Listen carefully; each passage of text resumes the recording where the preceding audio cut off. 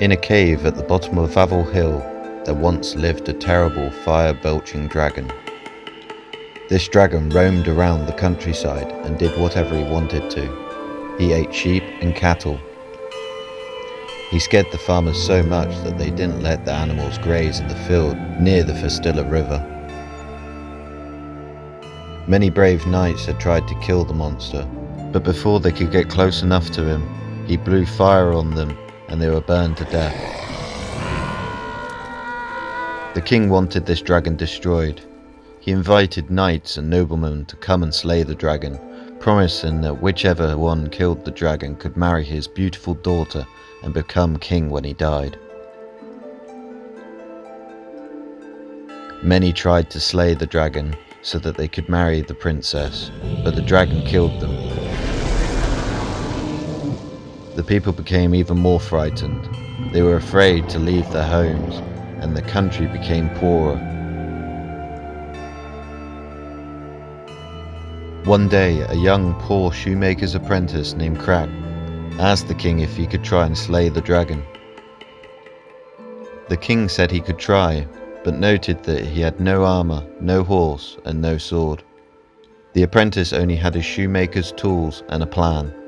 He didn't need armor, a horse, or a sword. Krakow brought a dead sheep from the butcher and got himself some sulphur from a miner.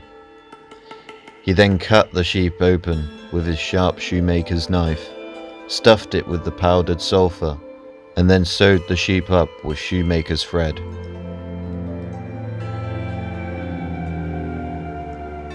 He put the sheep by the dragon's cave and waited behind a rock for the dragon to come out.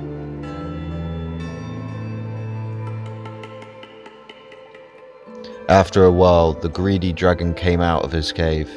He saw the dead animal and greedily ate it. The sulphur caught fire like a match and the dragon felt his stomach burning.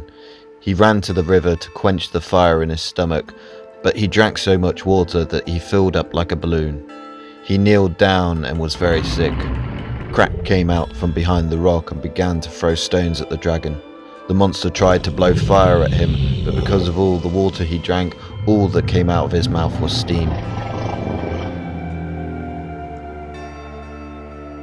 The dragon kept trying to breathe fire, but because he was so swollen, he exploded and died.